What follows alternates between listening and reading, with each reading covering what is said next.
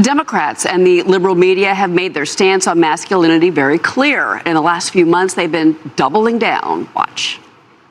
This last election laid bare the misogyny and toxic masculinity that Republicans have made a part of their platform. In the age of Trump, toxic masculinity is being seen by the political right as an asset, not a liability. The toxic masculinity, or the perception of what masculinity is in the manosphere, but that is not real life.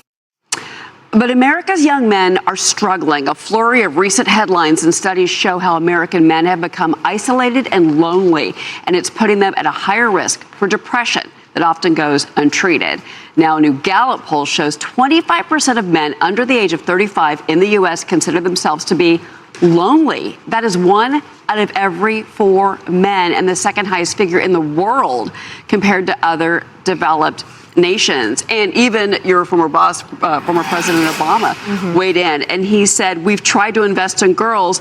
We have not been willing or intentional about investing in the boys. But it's the ill effects of what's happening to the young boys in our country that this new poll really showed. I mean, the fact that it is American young boys that are struggling. Right. Those influencers I mentioned are very American, right? But you know, but then you find out, and this has also been well researched, Kennedy, that now these parents are having to go out and they're having to hire tutors, coaches to get these young teenage boys, 10, 12, 14, to get them to learn how to organize themselves, how to deal with their emotions, their anxiety. These are kids that are dealing with this. Like, where at what point did we fail these young boys?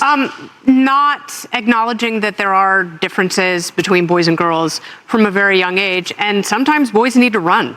And, you know, sometimes boys need to get out that energy, but they've been demonized for years as though those impulses to run and play and tumble and wrestle are somehow aggression, that somehow they should be medicated, that somehow they should be kept down and brought to heel.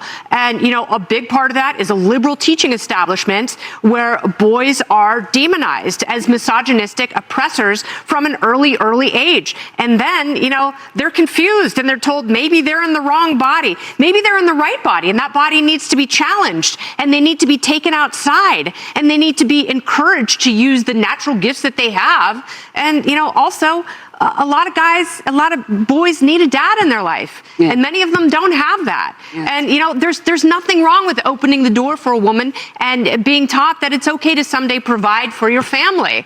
On top of that, the pandemic, it put boys and girls in a rut of isolation that they haven't been able to get out of, and we haven't been giving them the tools to get out of it. It's heartbreaking. And you look at men in their 40s and 50s and the suicide rates, it's terrifying to think what the prospect might be for them. We have to change something, and continuing to use terms like toxic masculinity and making them feel even worse, it's not helping. It's not going to make it better. You're a goddamn genius. Goddamn genius.